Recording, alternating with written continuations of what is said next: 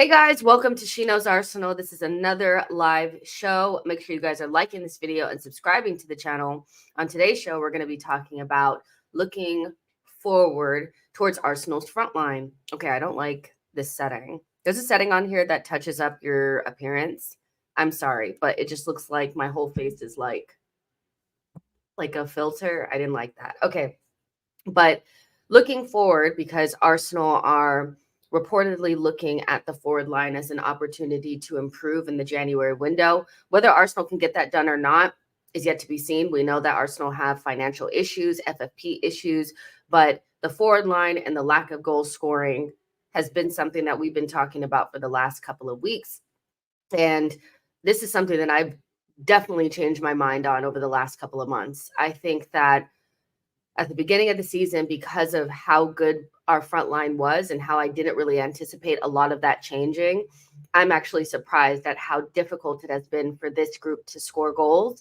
Now, we know that the system has changed and some of the pieces have changed, but never in my wildest imagination would I have imagined that like Martinelli would have fallen off of a cliff the way that he has.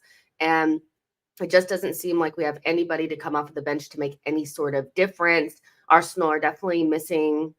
They're missing the striker. Like, we know that. Like, I think everybody agrees that Arsenal need a traditional number 9 sooner rather than later. But I also feel like we're just missing another forward that Arteta trusts that also has similar capabilities that Saka and Martinelli has. Like, when you look at Trossard, as good as he is, he doesn't offer any speed. He doesn't offer any athleticism, anything like that. Like, he's very much so like a creative player that needs to be more central. He's not somebody that's going to run in behind. And so we're going to look at a couple of different players that have been linked to Arsenal in the last 24 hours, talk about the feasibility of a deal, whether that'll be better in January or the summer, and just get an overall lay of the land of how you guys are thinking and feeling in regards to Arsenal's forward line issues, because I know that a lot of you guys have been yelling and screaming about a striker. Yeah. And it's just it feels like it's come a lot sooner than maybe I imagined it would. I thought that we'd have at least another season of the way that we were playing last season being that again. And I do think that we could play a little bit more like last season if Arteta releases the reins just a little bit. So yeah, let's make sure that you guys are liking the video and subscribing to the channel. You guys are like, Jessica, you look tired. Because I am, okay? Like, I am tired. And I was going to put that little beauty filter thing over it, but it just looks so weird. And it's just like, whatever, I don't care. But also, I don't know if you, like, the night prior, like when I did my show at 5 a.m. yesterday, I had went to bed a lot later. Last night, I went to bed earlier, and I feel worse. So maybe I need to get less sleep because I was really struggling to get up. Let's see who's all in here. Boy says, not even convinced we need a striker now. Arteta needs to instruct the fullbacks to overlap. Stu says, Rice, White, Havertz, over 200 million. Jesus wept. That is madness. I don't know why Rice is in there. That sounds weird. And White. I don't really understand why White is in there either. Hugo says, do you think we really recall Tierney? Hell no. Be serious. Be serious. You guys know how I feel about Tierney. I love him.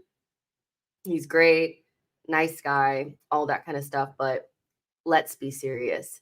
He's been injured almost the entire time he's been at Sociedad. He's not coming back to Arsenal and doing anything, But I get that. I feel like that's just more Arsenal fans have been calling for it. And then somebody writes an article saying that Arsenal have the opportunity to recall him. That's not the same as Arsenal are going to recall him, right? And so, yeah, and just make sure that you guys, if you guys want to make sure that your comment is seen, you guys can super chat it in. It's not required. You guys know I go through the comments anyway, but you can also become a channel member, and I always read out members chats. So yeah, because for like in these streams, sometimes like there's loads of comments and I don't get to see all of your guys's. So yeah, let's get into it. So first, every single time that we're like in a weird moment and people don't like Gabriel Jesus or we're not scoring goals or whatever, the first person that people start talking about is Vlahovic, because he always seems attainable, because he's always somebody that's in the, like, could be transferred because Juventus have like financial issues, right?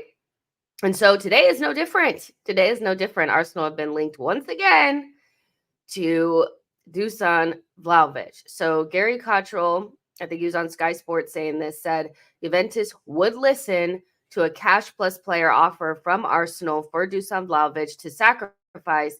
So a sacrifice, damn, that sounds so bad. So the sacrifice of Charlie Patino could see them land the striker.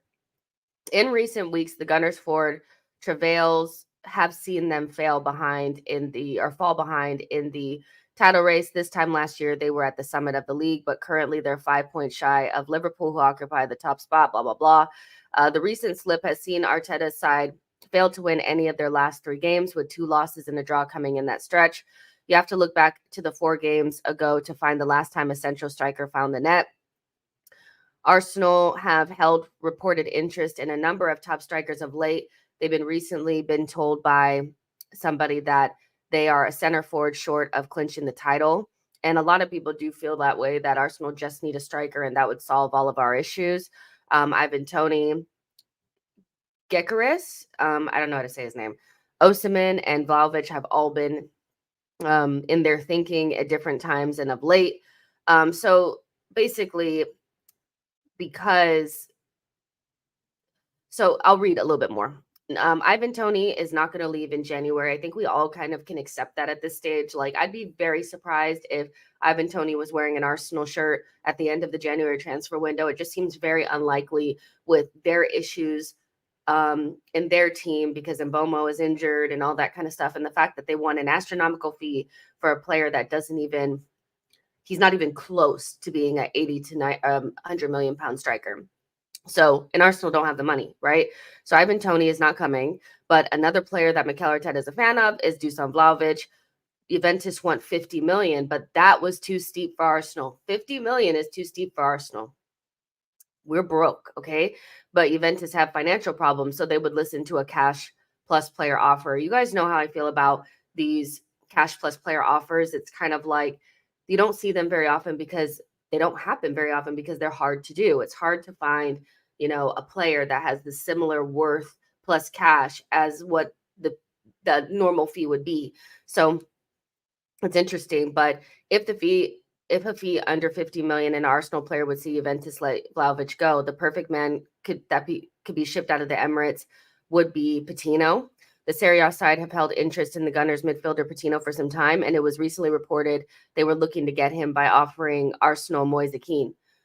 Listen, we may be desperate, but we are not that desperate.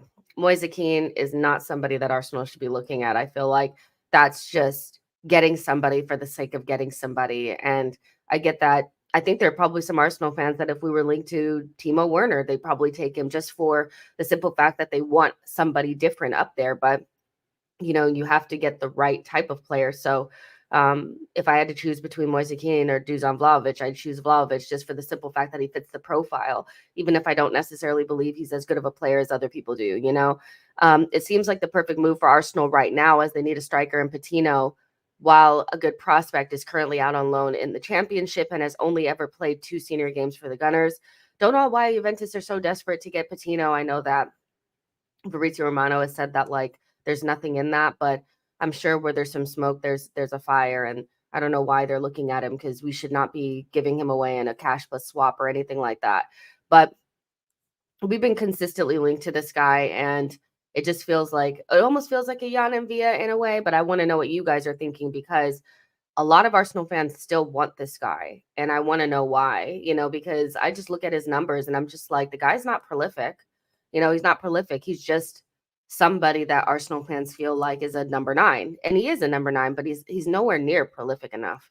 Let's look at some of his numbers. If that's what you're looking for, if you're like, I want somebody who's prolific and clinical, this is not giving clinical and prolific. 16 matches, he has 6 goals and 2 assists. And last season, his full season, he had 10 goals and 2 assists. So, that's not that much more than Gabriel Jesus, So he just doesn't feel like somebody that's really hit the ground running at Juventus. But despite that, if you go back to his time at Fiorentina when he was playing well in 2020 and 2021, he was scoring 21 goals, 17 goals. So for me, what that says is that the step up to Juventus just hasn't quite worked out for him. He was in the same league. So I don't feel like moving teams in the same league should mean that all of a sudden your production just falls down a cliff.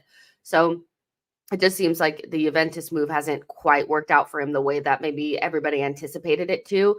But I remember reading a lot of things about him when we were linked to him. And a lot of the narrative around him was that he's a great prospect. And there's a difference between like somebody that's ready to go and a prospect, somebody that needs a little bit of development. And if you want to develop, you don't go to Juventus under Allegri. It's just, I don't even watch Serie A like that, but I even know that. Bare minimum, I know that if you go to Juventus and you're playing for Allegri, you need to be the finished article. And he's not the finished article.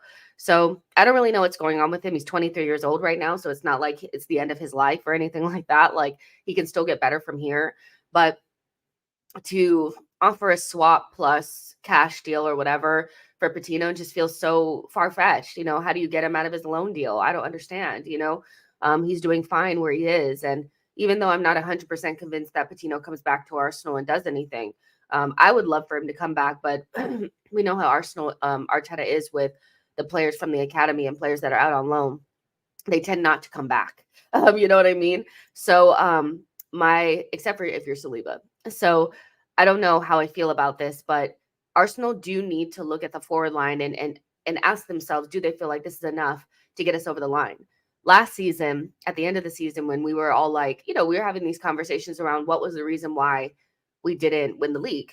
I felt like fundamentally, if I had to pick one thing, it was the back line couldn't keep the ball out of the net.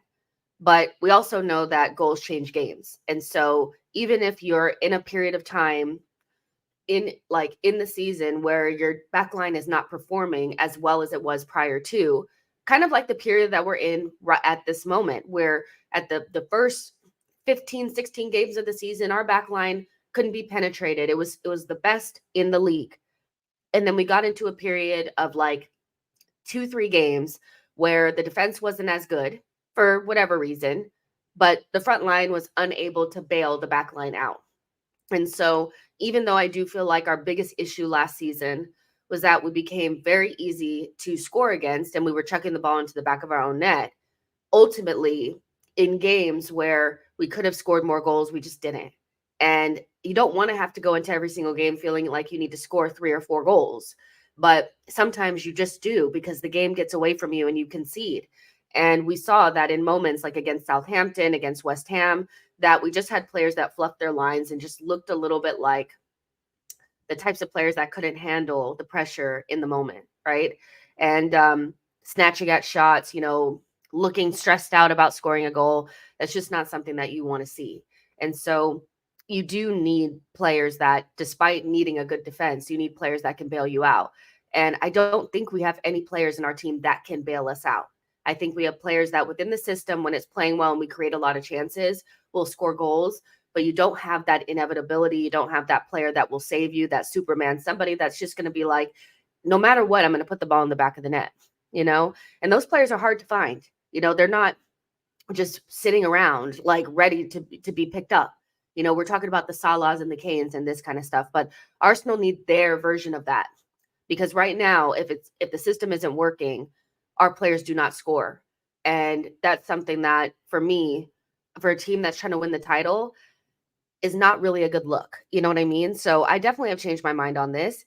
Now, can you get a striker in this, or even an attacker? I don't know, because again, if 50 million is too much for Arsenal, then we're really dealing with like a very, very small budget.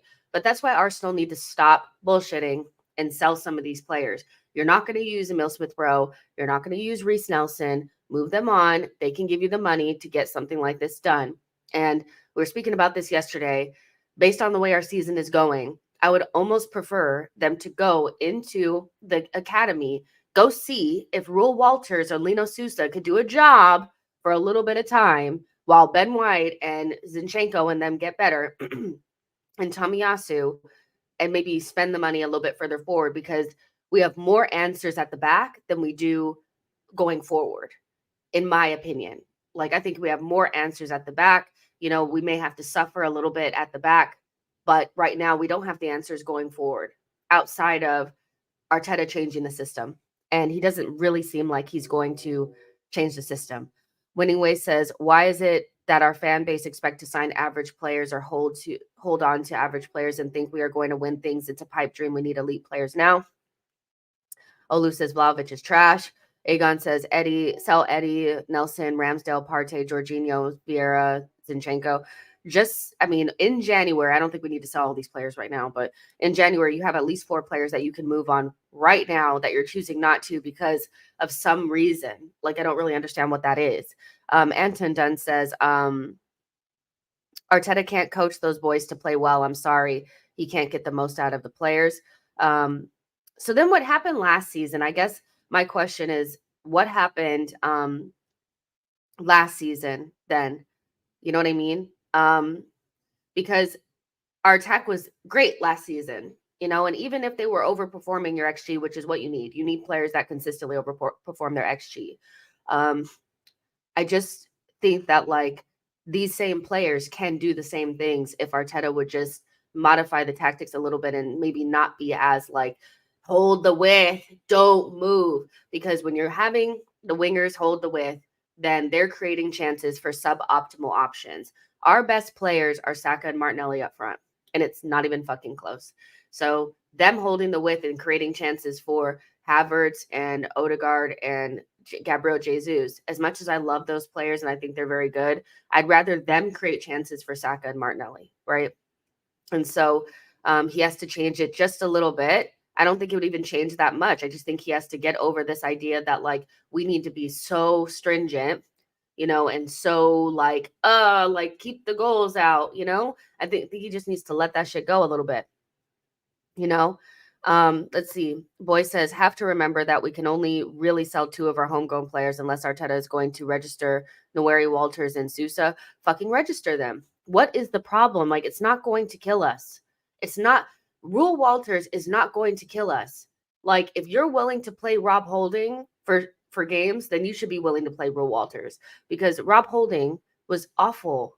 Like, be serious for 5 seconds. Like, when I suggested that during the run-in, people went in on me. They wanted me, my head on a spike. When Saliba went down, I was like, fuck it. Put Ben White at center back and play Will Walters at right back. And they were, no, you can't do that. Just play Rob Holding. What did that do? What did that do? You need to use your other options and stop pretending as though these academy players are going to hurt our season. Because guess what's hurting our season? Playing the Rob Holdings of the world. That hurts your season. He's not good enough, Social Joint says Wenger would have Lino and Will Walters ages ago. And it's not about you have to have 5 or 6 of these players in your team at a time. I'm just saying use all of your resources. Because if you could only buy one player, you have better options in the academy defensively, I feel like, are more ready to go than you do attacking wise. And so why not use, one of them? Just use one of them. I'm not even saying both. And try to mitigate having to go out there and rebuy in the same position that we bought so many times. We bought left-sided center back, left back 3 times. We have those players. We have Kivior, Tomiyasu, Zinchenko, and Timber that can all play there. So rebuying in that same position for me just feels like, what are we doing? What are we doing? Use an academy kid and use the whatever you have for a little bit further forward, because we got a lot more problems than just one thing, Let's see. Saksham says debuting an academy player during the run-in is stupid. Playing Rob Holding when you know that he's not going to do anything for us and he's going to be the reason why we lose almost every single game during the run-in is actually more stupid, in my opinion. I'm sorry, but anybody who thinks that, like, it's just not. I feel like Arsenal fans overthink this shit all the time. There are plenty of academy players from other teams playing in important matches, and we're the only team that does not, like, you could have done that right after Sporting. Like, Saliba was injured right after Sporting. That wasn't even the run-in. We played with Rob Holding for like 10, 11 games. So it wasn't like he had to play at the Etihad. That wasn't even when I suggested it. I suggested it way earlier. So again, what's not working is what Arteta's doing. So keep playing Rob Holding or keep playing Cedric and keep playing these guys, that shit doesn't fucking work. People really, to me, like, it's just not that deep. People overthink it so much. What's going to happen to Will Walters if you debut him during, what's going to happen? What's going to happen? We're a team that controls most games. He's not going to be like killed every single game, but if you debut him a little bit earlier, like as soon as Saliba gets injured, so you have another option. Because what Arteta did, instead of maybe looking at the academy, he started to look at Thomas Partey at right back. You guys remember that? The first time we saw Partey play at right back was against Crystal Palace in the last 10 minutes of the game. That's what he does. He moves better players out of their position as the fail. Like, okay, well, if this doesn't work, I'm going to put Thomas Partey at right back, or I'm going to put Declan Rice at center back, instead of trying to use academy kids and see if they can actually work. So you didn't have to debut him during the run-in, not in the bad part of the run-in. You didn't have to. So, but everybody thinks that the best idea is to continuously use players that don't work. That's a better option than looking in your academy. Have fun with that. Avinkesh says, we need a player like Martin Odegaard on the right, so Gabriel Martinelli doesn't have to play so deep.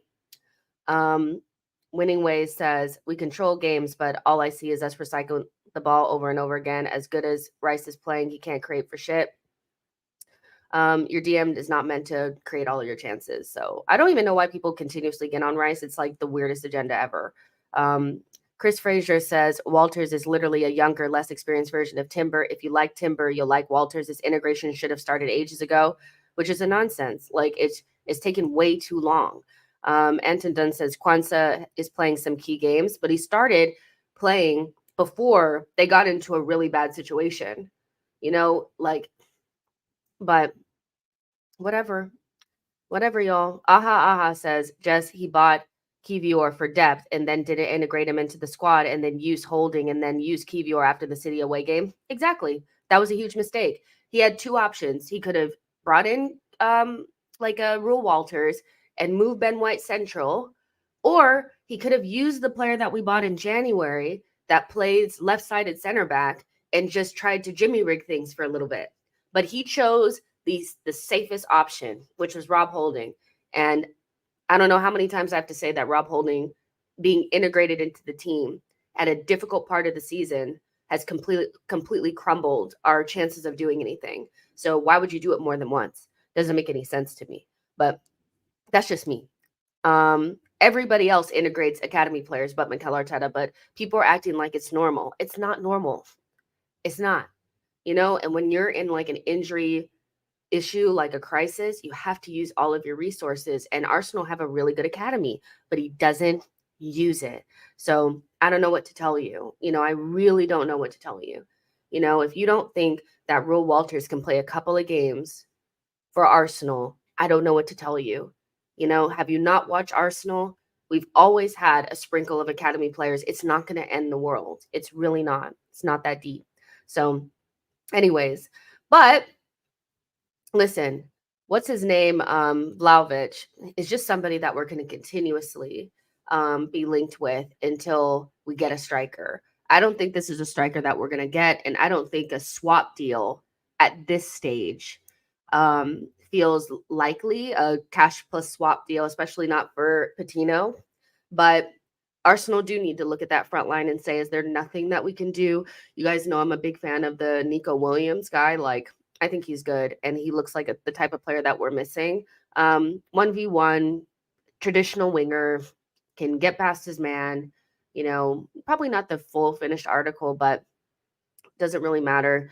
I don't think it's that hard to upgrade upon Reece Nelson and ESR right now, because neither of them play any games and neither of them look like we're going to get more than about 15-20% of their full potential out of them anyway. So it's not hard to upgrade upon them, but Arsenal need to look at that too, because I know that the midfield is a big issue as well, but at least we have bodies there and some different options, especially if Thomas Partey were to come back and, Fabio Vieira is going to come back and stuff like that.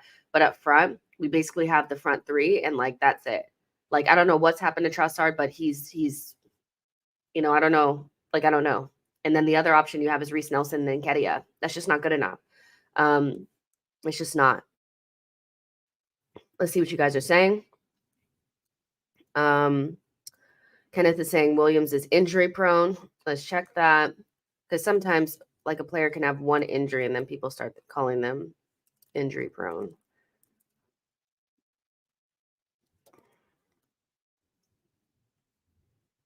Let's see. Let's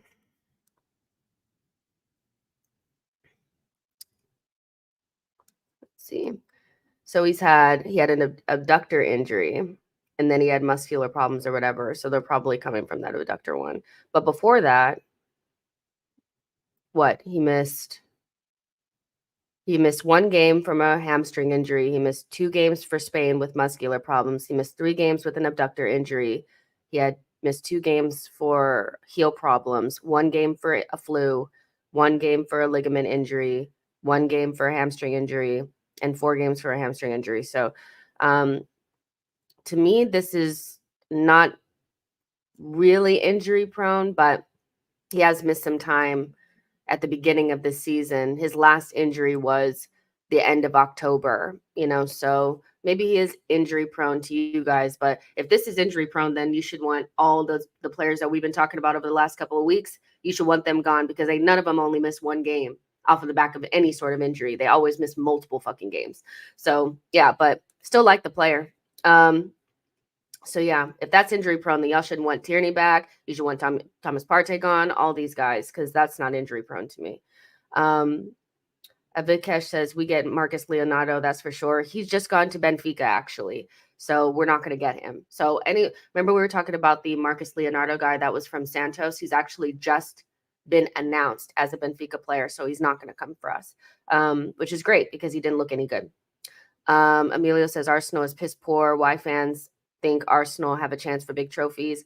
Look at last 25 years, what's happened to Arsenal. I mean, there's a first time for everything. And we've actually won big trophies before in history. So I don't know why people act like we can never win one again. But I get you're a rival. So it's like, Arsenal will never win a big trophy. We will win a big trophy. Like, be serious.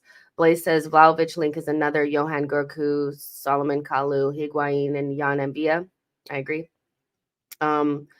Igor says Nico Williams missed 1 game a couple of times and is injury prone. He is class and should be a winger solution, bar Leao. That's how I feel. It's like if you look at it and they only missed like 1 game, to me, that's not injury prone. Look at some of our players and yeah, they're injury prone. Be serious. But yeah, so there's 265 of you guys in here. Make sure you guys like the video, subscribe to the channel. We were just talking about Vlahovic and the potential for a swap plus cash deal for Patino. Don't see that happening. Patino is having fun doing things on his loan. Feels like a very a very big stretch for that to be real. And really Arsenal's main issue this summer or this January window is the fact that they have to sell before they buy. And anytime Arsenal are in a situation where they have to sell before they buy, we don't end up buying because we do not sell. And the fact that Crystal Palace won Nketiah and we will not sell him, West Ham won Reece Nelson and he's not out the door. Emil Smith-Rowe has interest from Newcastle and we don't seem interested in that yet. He doesn't get any playing time. Just as everything that you need to know about Arsenal and the way that we do business. We don't seem to be able to make big decisions. We're paralyzed in the January window, and I don't understand why that is. Let's see. Sadiq says the same people used to say about Liverpool they didn't win for 30 years. That's how I don't really listen to that. I mean, until we win one, everybody's going to say we'll never win a big trophy, but of course we will. Liverpool went 30 years, we went 20 years, we'll win a big trophy at some point. So there you go. Saksham says we have been bums our years, that's why nobody cares. Listen, I'm glad that I've lived long enough and I've seen my team actually win trophies. I feel sorry for younger fans because that all they've known is the banter years. And my gosh, the club that Arsenal were prior to the Emirates era was something that that's why we get bantered so hard, is because Arsenal used to literally dog walk so many of these clubs. You guys have no fucking clue. So we get bantered mostly based off of that. But until we get back to that level, which we are nowhere near it. Even though, everybody's, the only reason why we're fighting for a title is Arteta. I'm like, this team that we have right now is the best that we've seen in years, but it's nowhere near the level of mentality and talent level that teams pre-Emirates era had. Even some of the earlier Emirates era teams were better than this one. If we're honest, this is just a really good, this is just a really good team. Monk says, I really feel like there is talent on the bench with ESR, Vieira, Nelson, and Kivior. Like you said yesterday, these players can be integrated into the team. Probably won't see until things get really bad. Arteta's not getting anywhere near enough. Like, I'm somebody that actively feels like Emile Smith-Rowe needs to be sold, and Reece Nelson. I don't think either of them are like the best thing in the world. But is Arteta getting enough out of them? Absolutely not. No, he's not getting anywhere near enough out of these players. Kivior, he is killing the kid. I saw like a clip from the Arsenal Vision podcast that came out the day before, and it was Clive talking, and he sounded just like me when I was talking about the Kivior situation, because it is diabolical the way that Arteta is managing him right now. You may not think Kivior is very good, and that's all good and well and fine. But what you don't do is you don't bring in a player that is bereft of any level of confidence and tell him to play the Zinchenko role. And then when he inevitably fails at it, because that's not a part of his skill set, because guess what? The only player in the league that can do the Zinchenko role is Zinchenko. And then you take him out at halftime. You have demoralized him and you have rendered him useless for a team that desperately needs somebody that can play on that left-hand side. So Arteta is doing this on it. He's doing this on his own. And it doesn't matter whether or not you think Kivior is good enough for Arsenal long-term. You still need to manage what you have right now much better, because you don't just get to ruin resources on a consistent basis like Arteta does. I'm sorry. And a lot of the reason why people think Kivior is not any good is because of the way Arteta has managed him. This is a player that played for Poland in the World Cup. He was playing day in and day out in Serie A. This is not some young ass player that has come out of obscurity. He was highly rated out of Serie A and has come to Arsenal, has been managed terribly from minute one. So I don't want to hear it. Like, I really don't. Like, I'm not saying he's Saliba, but he's definitely not the player that we're seeing right now. And you know how we know this is because when Arteta let the title slip away and he decided that he wanted to switch things up after everything had already crumbled, he played Kivior next to Gabriel in several games, and Kivior looked good. So I don't want to hear any bullshit about Kivior not being able to play better than what he's playing now. He's been playing out of position. He's been mismanaged poorly, and he's being given the same treatment as Sambi and Fabio Vieira, two players who, for me, I have varying opinions on whether or not they're good enough for Arsenal. But were they managed properly under Mikel Arteta? Absolutely freaking not, because neither of them were played in their right position. Vieira is a 10. Sambi is a double pivot midfielder. Stop exposing them and then going, oh, well, you failed. That's why I don't play you. You set them up. You set them up. It is a setup. It is a setup. Like, I'm so sorry. It's a setup. And I know that it's like, why do you care? It's just Kivior. Because we don't have the money to just waste. Right now, we cannot move in the January window because of the money that we spent. So the players that you have, you need to get more out of them. You have to. No matter who's on the bench, we get nothing out of them. Nothing. The performances are diabolical off the bench. They don't change the game. They look like they have no confidence, like they don't know what they're doing. And for me, if the players keep changing, but the results don't change, it's because of the manager and not the players. People don't notice a pattern. They don't care, because all they want to do is go, well, Kivior is not good enough. Let's just get rid of him and buy somebody else, because fans are obsessed with buying players. But what you don't understand is that we're just going to buy somebody else and the same exact fucking thing is going to happen, because he's not getting anything out of them. I don't think that a manager should continue to get more resources if he's not getting anything out of what he already has. And that doesn't mean that Kivior needs to be at Arsenal for the rest of his career, or that he's ultimately good enough. But what he's doing to him right now, we're not getting anything out of that player. Nothing. He is killing him. He's killing him, period. And this is not the first time I've seen this. It's not the first time I've seen this. We've seen this before. We've seen it before. We've seen it before. So again, like just being like, well, they're shit. They're not good players. You falling into the trap. You're falling into the trap. You're not thinking big enough. You're not thinking big enough because other managers would get more out of those players. Sometimes they need an arm around the shoulder. Sometimes they need to run a fucking games. Sometimes they just need to play into a position that suits their skill sets. And if they don't get that, how do you know that they're shit? If a player is actively playing out of their position and you only see them play 15 minutes, 10 minutes, 5 minutes there, how do you know that they're not any good? You don't. All you know is that they don't look good at Arsenal currently. That's all you know. The same thing that's happening as well is like now we've decided that Saka and Martinelli are just not good enough, or Martinelli in particular. There was a period of time where people were saying Odegaard just wasn't good enough. Well, maybe they're not being managed properly. Maybe the tactics aren't right for them. You know, we don't think. We don't think. We don't use our brain. Like, it's like it's just like the low-hanging fruit is if a player doesn't play well, it means that they're not good enough. That is such low-hanging fruit analysis. Stop wasting money and use some of these players better, you know?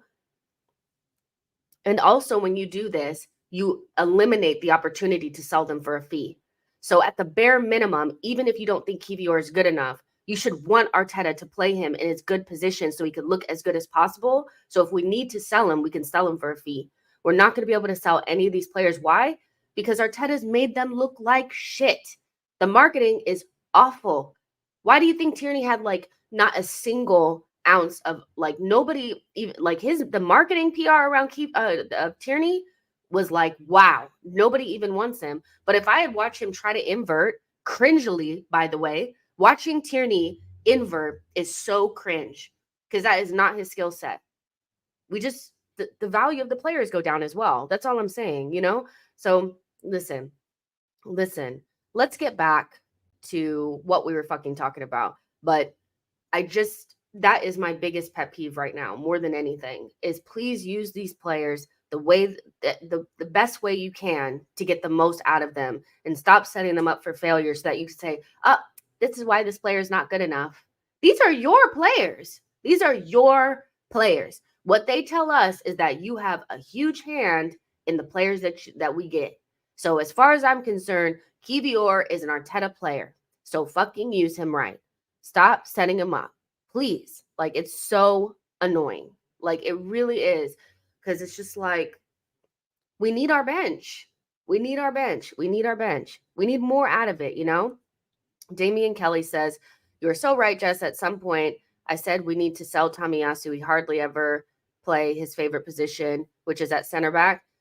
And maybe that's the reason why he can't stay fit is because he's being asked to go up and down the sideline and maybe he just needs to play center back. But that's just me. Anyways, so let's talk about, I don't want to say it again because the last time I said it, I said Boniface and you guys are like, who? Boniface? Boniface? Is that it? I hope it is. This is getting cold now. I need to drink some of it. Boniface. Does anybody want to give me a little how to say it? Because I don't know how to say it. Let's see. But it was about time we were linked to this guy, right? But let me tell you what Kaya said. And I want everybody to make sure that we read things properly, right? Boniface. So what he basically said is Arsenal are scanning the market for potential forward additions in January. That's the most important thing to me, is that at least we're looking at the shit because we need to be looking for a forward. We need a midfielder and a defender, but we definitely need a forward as well. And we need to sell Reece Nelson and stop with the bullshit, right? Arsenal are scanning the market for potential forward additions in January. One of the names they may want to look at is Victor Boniface. So this is an opinion by Kaya, is that maybe they should look at Boniface, right? Football London understands that Boniface is an Arsenal fan. He is an Arsenal fan. I do know that. This could give the Gunners a huge advantage when it comes to a potential transfer deal. It may move, maybe something in the summer. Leverkusen are leading the way in the Bundesliga. Although there is no sell-on fee, that the German side will have to adhere to, they would most likely want a decent fee. So listen, the most important part of that for me was we're looking at forward additions in January. But Arsenal seem very comfortable with the forwards that they have, which for me just reeks like, come on, like going through the transfer window that we just had and not even looking at attackers for me was like a little strange. But anyways, Boniface is a player that I've heard quite a few people talk about, and I have to be honest, he doesn't he doesn't move me. And I know what that basically means is he's not the type of player that I would like, but that doesn't mean that I don't see the talent there. I can definitely see it, and I can see why a lot of Arsenal fans want him is because one, he's playing really well right now, and two, he has like that natural like goal scoring ability. He's somebody that gets into good scoring positions. And some of that is the coaching from Xabi Alonso. Let's be serious. He's been doing a really, really good job, and almost everybody in their team scores loads of goals, right? But he's just like one of those types of players that has the athletic, physical strength, all that kind of stuff to score loads of goals. And he takes good shots. Like he's just, sometimes I watch him and he gives Lukaku sometimes, but he has those things where it's like the natural things that you cannot teach. There are just certain things that physically, if you have them, you have them. If you don't, you don't. And he has those things. And he is an Arsenal fan. And I can see why Arsenal fans want him because he's completely different than the players that we have. He doesn't necessarily always have to have the ball to feet. He doesn't necessarily always want to take a million touches. He's somebody that I feel like would do really well in a team that attacks freely, but we don't really do that right now. And that would be my only concern about somebody like him is that he would come into this Arsenal team and be like, damn, I'm in a box. Like I can't move, but I want to look at some of the things around Boniface, and I also want to hear what you guys have to say about him because he looks like a really good player, but I just also am like, is that just Bundesliga tax? Is it just because like they don't defend very well over there? When I watch the Bundesliga, the main thing that I see is that nobody defends and everything is wide open. When you get to the Premier League, everything is very different, especially if you're playing for Arsenal because we don't see any space. Well, all we see is the opposition, right?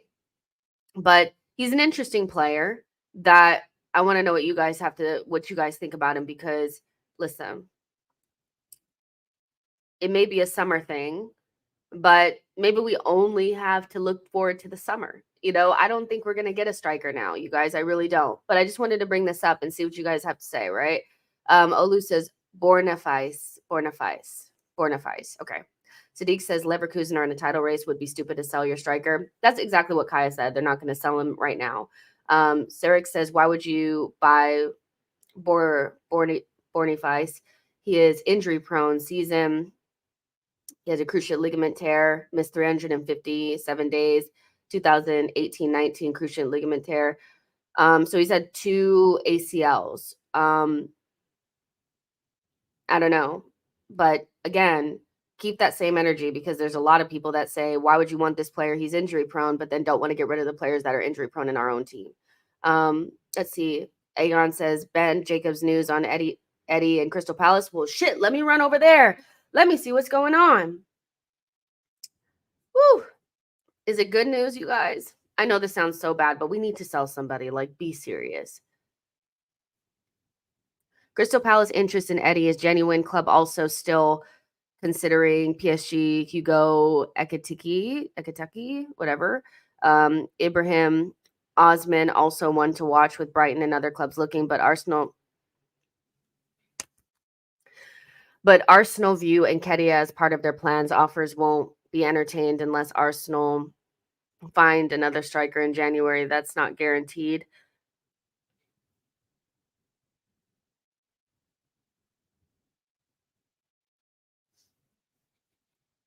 You're so unserious. You're so unserious. They're so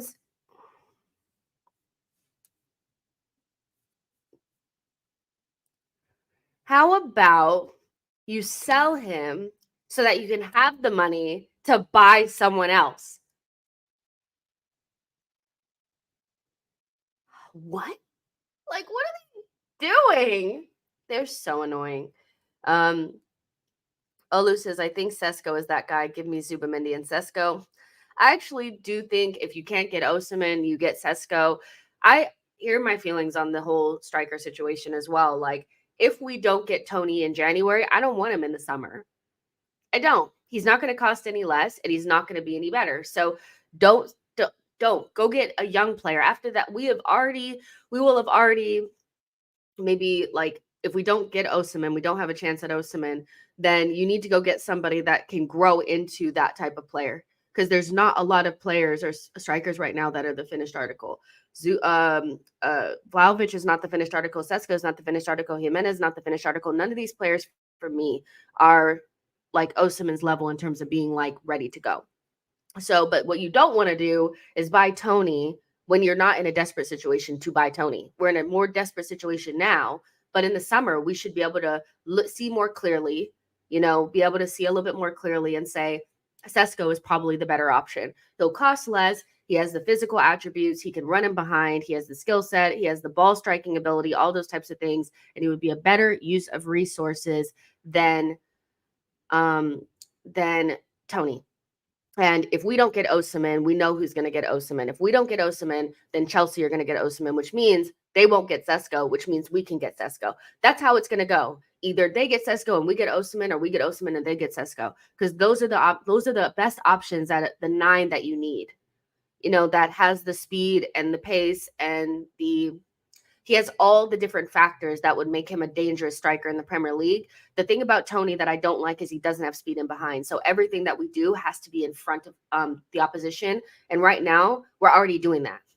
We already have the game where everything is in front of the opposition when it's really easy for them. If you have a striker that can run in behind, but can also play back to goal, but could also, then you have all the options, right? So I would rather have Sesko than Tony in the summer. If we don't get Tony in January, I don't want it. To me, that's a desperation signing, we're not that desperate. Winning Way says Osimhen has a lot of flaws as well. He ain't good at passing. His dribbling ain't that good. I'm not getting a striker to do Gabriel Jesus's job. Like at this stage, the way that Arsenal are playing, they could really do with a bagsman, because the way that we play right now doesn't even suit Gabriel Jesus and his best attributes, because it doesn't allow for the striker to go outside of the box. So if our striker just only can be inside of the box and he's not going to help our wingers and combine with our wingers, and we're just going to play this very stringent style, then we need somebody that is a bagsman in the box.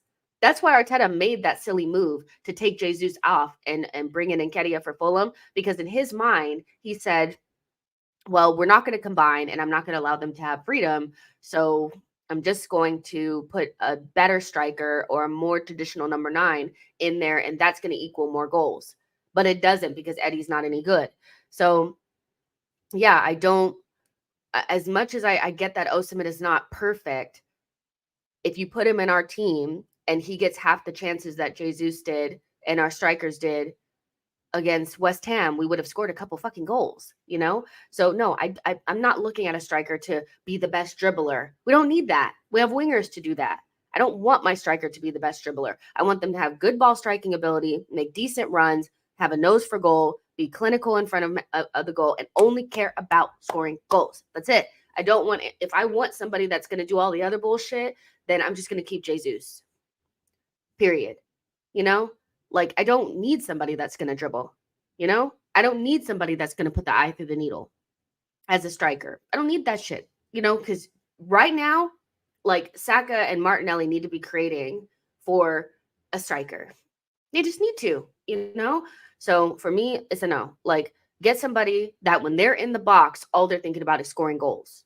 Hit the ball. I don't want somebody that misses the chance that Jesus did against West Ham. That was any striker puts that in the back of the net. Let's be real. Like, he just, I don't know what he was thinking. It was like, because the center back was in front of him or whatever, he just mistimed it, whatever. Those are open goals for other strikers. I don't want somebody that does the things that Jesus does. I don't care about that. All I care about is, are you in the box and are you shooting? And is it going in the back of the net? Are you a good ball striker? Because I don't want another player that can't lock their ankle either. Like, let's be real. We need somebody that can strike the damn ball, you know? Social Join says Osimhen ain't coming. Chelsea will outbid us. That's fine. Then go get Sesko. It's not the end of the world. If we don't get Osimhen, it's not the end of the world. If they get Osimhen, fine, they get him. But that means that Sesko is open.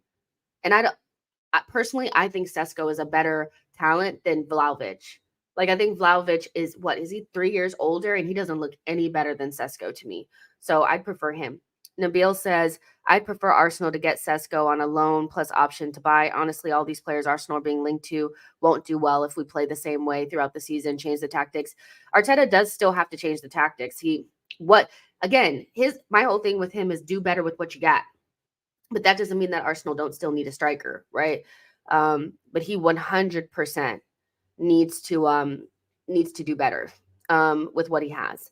Olu says, y'all calling for Tony. This guy hasn't played high-level competitive football for months. What happens if he blows his hammy on the first game?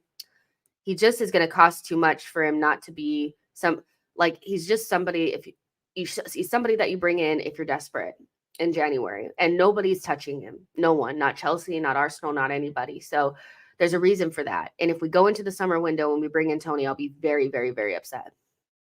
Very upset, because he's just not the type of player he's gonna lift your floor. He's better than Eddie, but he's definitely not taking you into that next level. And you could bring in players in the summer that could potentially be that. Tony is a January signing when you're desperate. You just have to. You have to do something different than that. Saksham says, Nketiah is better than Jesus. See, we don't drop any points when Jesus is injured.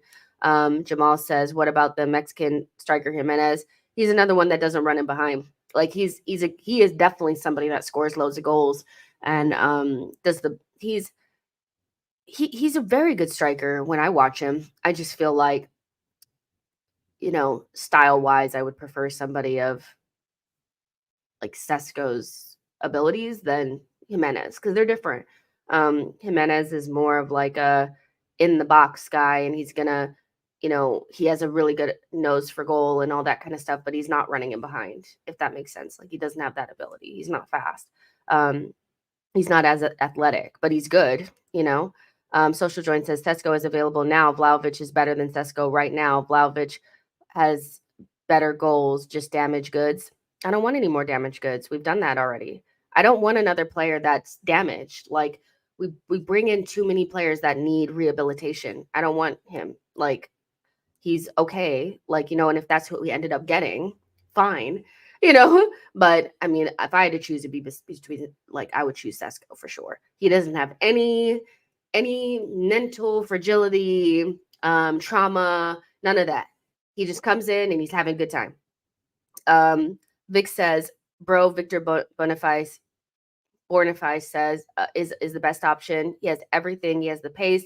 He can dribble. He takes risks. He's a lethal striker, and 6'4", plus he already proved that he is good enough. He proved he's good enough in the Bundesliga. And I agree with you. What you're talking about is the physical things that you cannot buy. Or you can't teach those things. If you're a striker and you're little, you're little. So he has the raw attributes of the type of striker that I think a lot of Arsenal fans would want. My only caveat to him is there's not really that much. I'm trying to understand whether or not I think he's as good as, if it's Xabi's system that's making him look good, or if he actually looks good, because everybody looks good in that team. But he looks like a really good player. And quite frankly, I think if you popped him into this Arsenal team, he definitely would have scored some goals against West Ham. I think the bar is pretty fucking low. We have Eddie Nketiah and Jesus who's starting to do the Lacazette thing. The bar is pretty freaking low. There's 350 of you guys in here. Make sure you guys like this video and subscribe to the channel, because you guys are my favorite. Let's see.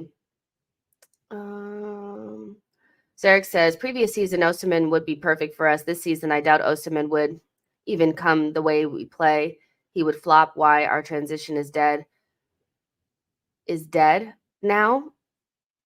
Tashego says, Boniface takes risks, but not at Arsenal. We don't do that here, mate. I think, yeah, a lot of people are disenchanted with the way that we're playing, and we feel like we're not taking enough risks and we're not doing enough that. I'm just hoping that after the January break that Arteta lets go of some of this nonsense, because we know that these players can play a more attacking style. We know that these players can play a more fluid and entertaining style. We know that. And that's probably, I'm telling you, players want to have fun. And Martinelli doesn't look like he's having any fun.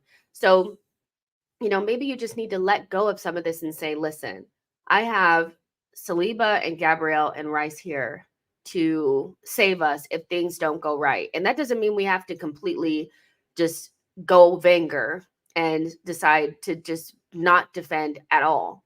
But you have enough of an insurance policy back there to throw a couple more men forward, to be a little bit more adventurous, to not be so afraid to concede on transition.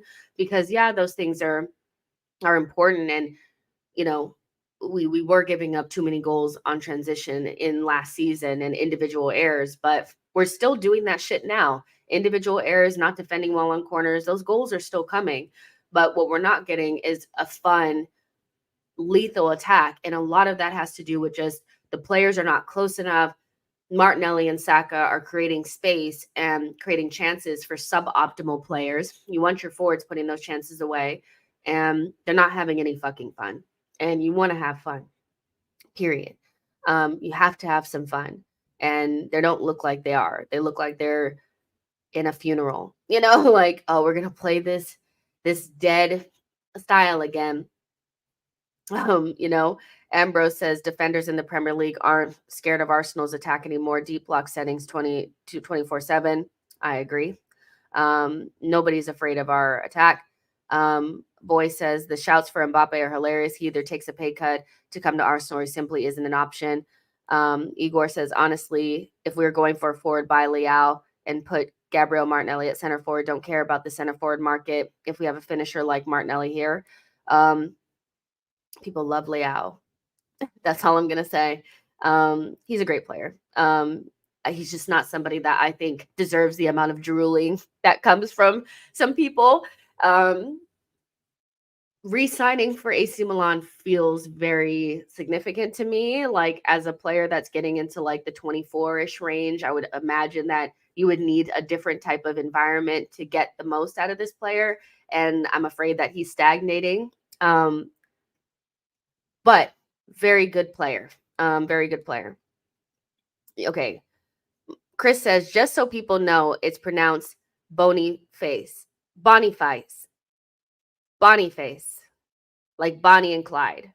Like English name Bonnie, and face as in I slapped Mikel in the face for signing Havertz. So Boniface. Got it. Boniface. Boniface. Boniface.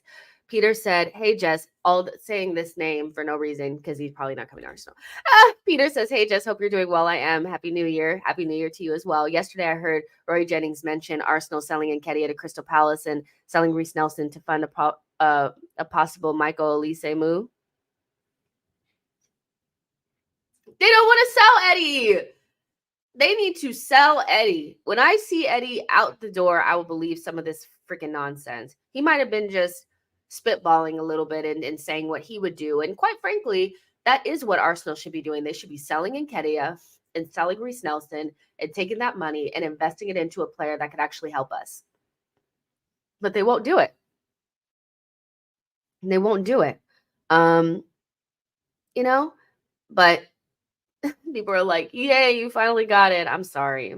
I will do better. In 2024, I will do better with my pronunciation. I will, because people deserve their names. I shouldn't be mispronouncing people's names. I understand. I am sorry. Let's see. The DJ Sweet says, Martinelli didn't even look at Arteta the other night, and I noticed others should be more concerned about the dressing room being lost. I don't think he'll lose the dressing room per se, but I think the big decisions that he's made will also be spoken about by the players. The players will be discussing, why did we bring in Havertz? Why have we changed our system? How are we meant to score goals? Like, they're not 19-year-olds that are just excited to be at Arsenal anymore. These are players that are playing for their national teams. These are players that were best in their position last season, and now they're not getting any goals. So they will be having conversations about why the system is broken down. They will be probably talking to each other about the things that they're not doing right. And so I could see them being fed up with what's going on because we were so close to winning the title and we made a lot of decisions tactically and personnel wise that have taken us further away from that this season. And the players are not stupid. They're not going to sit around and not talk about it. So Martinelli, he made that one comment when he was out with Brazil talking about the creativity and being near his players and how that helps him, blah, blah, blah. And for me, like, as much as maybe I'm projecting, I don't think that that was nothing. I don't think Martinelli was just saying that for shits and giggles. I do think that it was kind of like I need to be closer to teammates to do this. Like, I can't be so far away. And the way Arteta has things set up right now, Martinelli is like way over here on the West Coast. Saka's way over there in the UK. Like, there's so much space between the two of them. I bet you they never pass the ball to each other. The only times I see them pass the ball to each other is when Martinelli gets the ball, has to beat 3 players, and then try to get it all the way to Saka. That's the only time that they connect. Well, last season they used to play off of each other, and it's strange, even like Jesus, like he doesn't even create anymore. He just stands in the box. Like, it doesn't make any sense. Arca says, what is all this talk about players losing faith in the manager? We were top of the league a week ago. There are concerns, but let's not start getting paranoid. I don't know if it's losing faith in the manager, but I do think there'll be conversations around why he's not getting the most out of Martinelli and Saka and these guys. There'll be talks about that. I don't think they'll turn on the manager but if you think if you don't think players will talk about the Ramsdale Raya thing, if you don't think that they'll talk about Havertz, they will talk about those things. You think they're just like, oh, whatever goes goes. They have a group chat. But I don't think they're going to turn on him. Boy says Magalhaes and Saliba do not trust Raya, and they're often have to instruct him to come in to retrieve loose balls in the box. They want Ramsdale back in goal. To me, that's a huge projection. I've literally never seen them look scared to have Raya in the goal. In fact, the times that they've looked really fucked up in goal behind them was when Ramsdale was there. So I don't know. Maybe I feel like that's more projecting. I don't feel that. I don't feel like they're, come on out. I don't really feel like that's it. And you saying, oh, Magalhaes and Saliba want Ramsdale back in goal is more probably what you want versus what they're saying. Winning Way says, laugh out loud, Arteta is under pressure by the fans, but the board are more than happy to let him keep going nowhere, but still want Zidane all day, every day. Yeah. They're definitely very comfortable with Arteta. I had this conversation the other day with somebody else that he's under zero pressure. He will get another big window. But there's literally no pressure on him. And we all know that, right? So there. Peter says, also, if we spend on a winger, then would you rather get Ivan Toney in the summer? I don't want Ivan Toney at all. And use Havertz and or Martinelli up top, or an old school 2-striker partnership. Thoughts? I would just say just buy a winger and then in the summer buy a striker, and if you buy a winger now, then you could move Martinelli central, or you could play Havertz up front. I don't know. Our center forward position is very much so a black hole right now. You kind of just need somebody up there to press and, to hold up the ball and to fucking get it to the wingers, So I don't really care who plays center forward. I just feel like we need another attacker that can score goals and create chances and things like that. Because one thing Martinelli is really struggling with right now, whether there's 3 men on him or 1, is beating his man and making quick decisions. And that's on him. He has to do better, But yeah, I would like just a different type of winger. Like, I get why people like Leao because he's taller and fast and all this kind of stuff. And that's why I like Nico Williams, is because he's kind of like a bargain version of that. We don't have any wingers with any sort of height or anything like that. That would be a little bit different. I would like that. 11 says Neto would be great, but he's a bit injury prone. The thing about Neto is, like, he just seems like the obvious thing that we will do, but I'm not sure that that's what we should do. I would take him. Of course I would take him, but it just feels like the obvious thing to do. I feel like, what would Liverpool do? Would they get Neto, or would they go out there and get Bakayoko or Nico Williams? I think they'd get Nico Williams or Bakayoko. And I think we'll get Neto, and Neto is kind of like the obvious choice. He also doesn't score that many goals. He creates a lot of goals, but he doesn't score a lot of them. And I'm like, okay, who are we creating for? Because our wingers need to be able to score goals. And right now they're struggling to do that because our center forward doesn't score goals. So, that's just, I don't know. That's just my little tidbit on that. Rep says, are Raya or Ramsdale even better than Martinez? I don't know. You tell me. Darker than blue says, if Arteta does not win anything this season, he only has one season and the fans will turn on him. He has spent a lot of money. We should not be fourth position given the slow start of Liverpool and City. Maybe he'll be under. I don't think Arteta's under any pressure. I'll just say that. Like, I think the project is based around him and not around anything else. Him becoming this world-class manager, and they'll give him time to potentially get there, but there has to be a cutoff at some point where you decide what's more important, keeping you're not going to be able to rebuy these players. You don't have the money. You can barely spend money now. So I'm very reluctant to allow the likes of Saliba and Saka and Martinelli and Odegaard go to other places and thrive under other managers. But, instead of Arsenal just maybe looking at our manager and say, can we do better? Can we do better? And I think there is an argument to say that maybe we could do better, but there's a cutoff for sure. It's coming. Harry says, lose against Liverpool and shit will go down. The way forward is going to play with variety, more rotation, more movement. Let Martinelli play himself back into form rather than isolate him, then sub him. Yeah, that's kind of what happens is he plays you in ways that don't necessarily suit you. And then when you don't do well, you get hooked.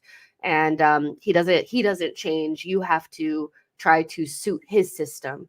And Martinelli just doesn't seem like he's changing or getting any better. He looks like he's going further and further down in terms of his form. And so I would love to see something change against Liverpool. I know that we're playing one of the probably the most informed, best team right now, and we're looking like we're in painful form right now, which sucks because it didn't feel like that a couple games ago. But Arteta could really just save himself a headache a little, and just be a little bit.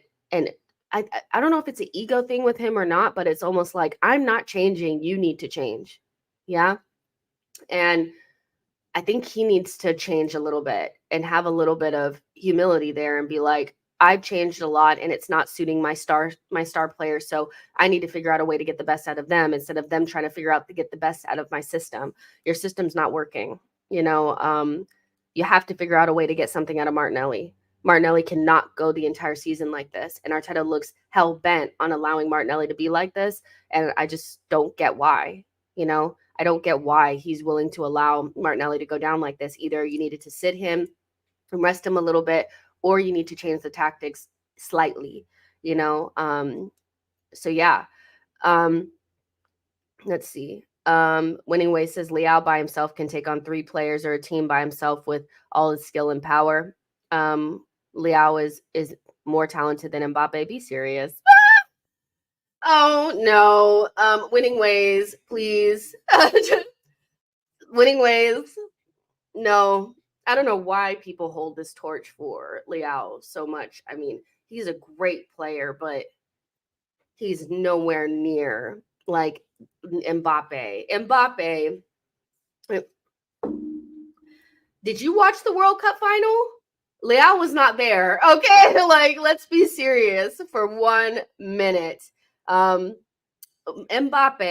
is the best player on the planet right now. He may not be playing as well at PSG, but we all know what needs to happen. He needs to leave that place. He needs to leave that place. But for me, ability-wise, and in terms of actually realizing and seeing that ability in front of your own 2 eyes, Mbappe is that guy. He's that guy, you guys. Like, be serious. Like, Leao is good, but he ain't Mbappe. He's nowhere near Mbappe's level, period. And quite frankly, like, I think Leao he has world-class talent, but he's not applying it at a world-class level. And so until you can do that, you can't chat to Mbappe because he's applied his world-class talent at a world-class level for several years, despite him being in a low period right now, if that makes sense. He is, when you're watch Mbappe, when he's playing for real, he's unplayable. He does things that nobody else can do. He's We're lucky we have him, because this next era doesn't seem like they're going to have very much of those types of players. We got to live through Cristiano Ronaldo and Messi and Neymar. And now at least we have Mbappe, because everybody else is a freaking robot and doesn't have any sort of like flair or skill or, inevitability like that. They don't have that. What do you want to call it? The je ne sais quoi. They don't have that special thing. He has it. Don't disrespect him. Mbappe is that guy. Like he's just that guy. And like, yeah, you have like Vinny and Leao. Those guys are good too, but they're nowhere near Mbappe's level. Be serious. TF Payne says, and we're going to get out of here in just a second. So make sure you guys are liking the video, subscribe to the channel. Remember, I've been telling you guys that we're doing 2 streams a day. So we have this stream for right now, and then there'll be a 9 p.m. stream for those of you guys who want to come back. And then for people that miss this show, we'll also be able to see it live as well. So we're doing another show later, but this one is going to come to a close soon. So make sure you guys like this video and subscribe to the channel for me. I'd really appreciate it. TF Payne says, Jess, would you take Vlahovic for 50 million, then in the summer get Tony or Osimhen, then move Jesus to the right wing and sell Nketiah and Nelson and the bench would be elite, Trossard, Jesus, Vlahovic? That's a lot. All I want to see is Arsenal bring in a winger of a winger like a Nico Williams type. That's the type of winger that I would like. And a striker who only cares about striking. And so right now, if I had to choose those if I had to choose just who I would want, I told you guys Osimhen would be the number 1 choice, but if we cannot get him, I would go for Sesko.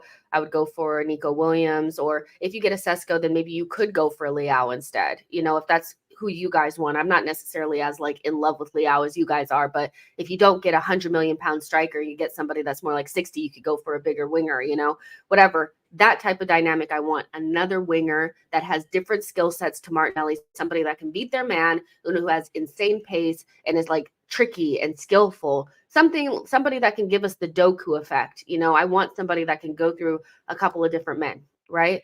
And then a striker that only cares about striking. I don't care about dribbling. I don't give a shit about passing. Are you putting the ball in the back of the net?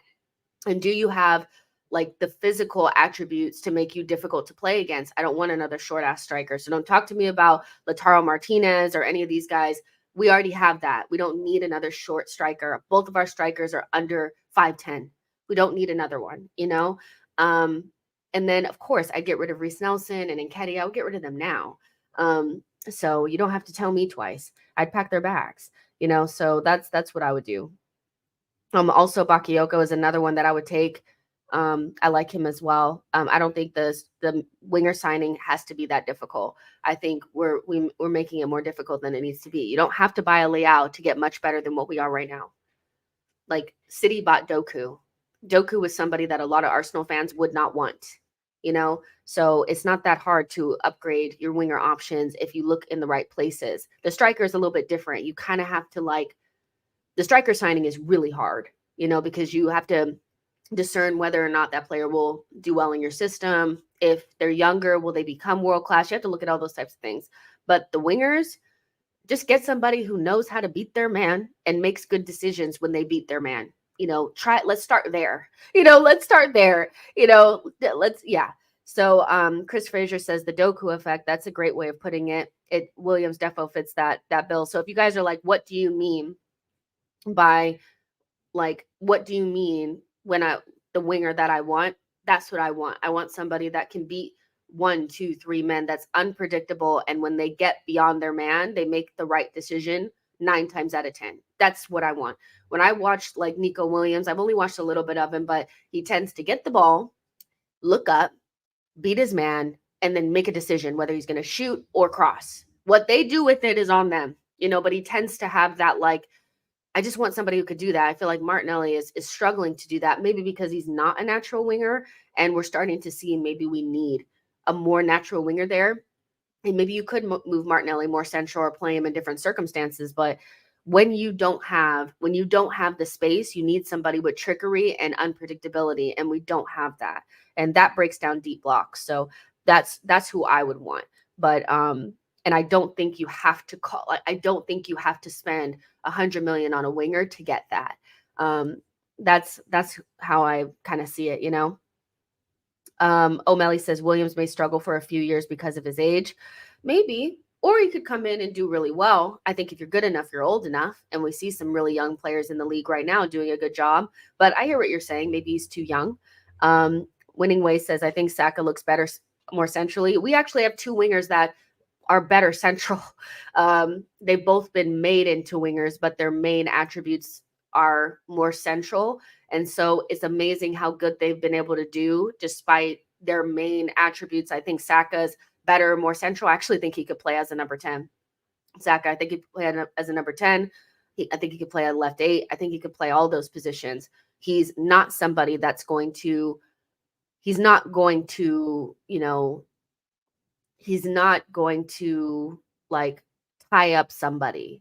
You know, he's not going to jink left, jink right. You know, he's pretty much like I'm going to make my decision. I'm either going to go end line or I'm going to come central, and then I'm going to make my decision.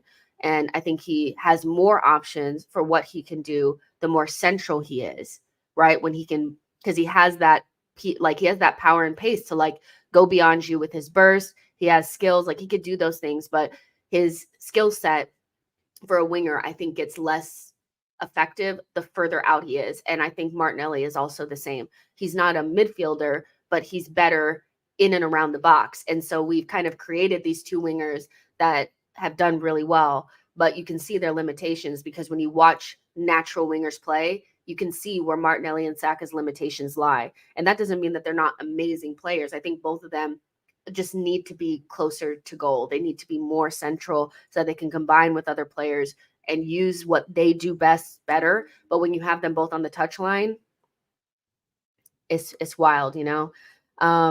It's wild. Off the Radar says Olise is very good. He's beyond very good. He's actually not the type of winger that I would want, but I would take him, if that makes sense. To me, he's not the same as like a Nico Williams or a Leao type or a Doku type. He's more of a creative on the wing. But he's very, very good. And you can tell he's going up to that next level. And I would love him at Arsenal. I just don't think we'll get him. Olu says Saka will thrive in a 4-4-2 as the second striker. O'Malley says Olise has a rumored release clause. Chris Frazier said Saka was a midfielder when he was younger, and Martinelli usually played as a striker as a kid in Brazil. Currently, we have them getting chalk on their boots. Exactly.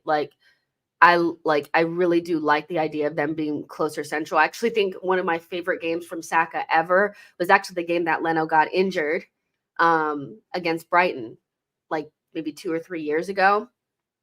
He played left 8 against Brighton, and I thought it was one of his best performances for Arsenal. I love Saka at the left 8. I think it's an untapped resource. Again, I would love Arteta to be a lot more flexible, and I think you could play him at the left 8, and I think he would do a good job because he has a little bit more roundness to his game, and he's not really like a 1v1 demon. So that's sometimes what you need in the wing positions, but central, everything that he does creatively would be so useful for us. So yeah, I really like Saka at the left 8. We just don't see it enough. We don't see it ever. You know, we only saw it a couple of times, you know. Off the Radar says, fair point. Olise is so potent. Yeah, he looks like he has end product to all the things that he's doing. And that's the most important thing. When you buy a player like your wing players or whatever, you want them to have end product. If they don't have end product, then they need to have something about their game that makes them almost like unplayable, unpredictable, whatever. He has so much in his game. But I think a lot of the things that Olise does are things that, funnily enough, I think Emile Smith-Rowe could do on the wings for us, but he doesn't get a chance to do. I think isolating Emile Smith-Rowe only to the 10 position or the left 8 position limits the things that we can use him for, because if you're looking for a creative forward, that's basically, or like a number 10 in a wing position, Emil Smith-Rowe can do some of those things as well. The finish that he had the other day, Elise, that's something that I know Emil Smith-Rowe can do, but Arteta doesn't play him. So, and he doesn't play him in that position. Again, not utilizing all the resources that you have because you're beholden to a system. And so you're not getting the most out of everybody, you know? Boy says Leno got injured the game that got Arteta all the rope because it meant he would have to trust Martinez. That's a very interesting ripple effect. Probably one of the biggest ripple effects that I've seen in football, where Mopé injures Leno goes out, Martinez has 8 games, helps Arsenal win the FA Cup, and the trajectory of his career from there to now has been fantastic. It's been almost like a movie, you know? So yeah. Let's see. A boy says ESR is an inside forward on the left wing. I think that would be a better use of his skills than, you know, saying play in this left 8 position when you know this player is mostly a creative player and doesn't, like when he came on the other day, Emil Smith-Rowe, what kind of pissed me off was that he was so deep. And I was like, why is he playing so deep? He played well. Like he had that nice moment where the ball was in the air and he trapped it behind his leg and went the other way. I'm like, that's fine. But why is Emil Smith-Rowe in the center circle? We need a goal, and Emil Smith-Rowe is in the fucking center circle. Like Emil Smith-Rowe should be further up, and I think that's why using him on the wings would be better, you know.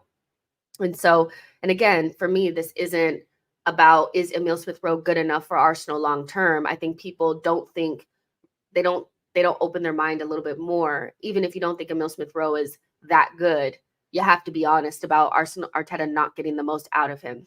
And you know you're not getting the most out of him because when he plays for the under-21s, whatever, he plays a lot better. You know, he plays a lot better.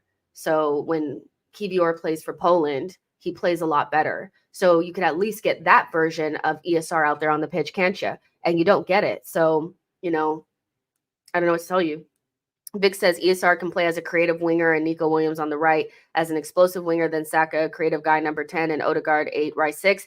I mean, these are great ideas, but and I would love to see these ideas come to fruition, but we know how Arteta is. He does not change his ways. And so right now, what we're going to see is Martinelli and Saka chalks on boots.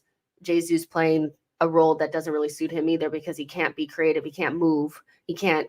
You guys remember how many times we yelled at Jesus last season for being too deep and for being next to the DM?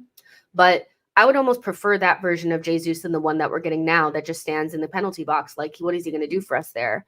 You know, so Petrim says, Jess, I finally agree with you on Arteta doing better with the integration of players into the team. Better can be done. Of course, it could be done. Like people because they don't think the player is good enough, they don't even care that Arteta's not getting anything out of the players that he has. And I just feel like that's so wasteful because they just want to let's continue to buy players. I'm like, the same thing is going to happen when we buy more players. Not everybody is going to go straight into the 11. Not everybody is going to be able to start.